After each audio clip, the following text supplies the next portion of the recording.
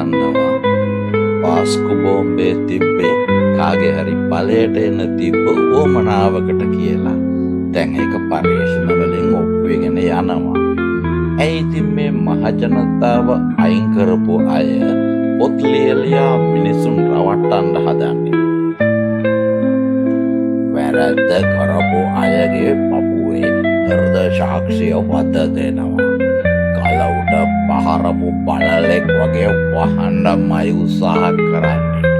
හරියට මිනිමරුවෙක් ලේ හොදන්න යනවා වගේ. මුළු මුහුදු ඔක්කොගේම වතුරෙන් සේදුවක්. මුහුද රතු වෙනවා මිසක් වතන් කරන්න බෑ. ඒක තමයි ෂේක්ස්පියර් බොහෝම ඉස්සර කිව්වේ. මගේ අත් දෙකේ තියෙන ලේ මේ නිල් සාගරෙන් සෝදන්න බෑ. සාගරේ රතු වෙනවා විතරයි කියලා. ඒකනේ පිලාත් අවසානයේ අත් දෙක සෝදලා පිරිසිදු වෙන්නත් හැදුවේ.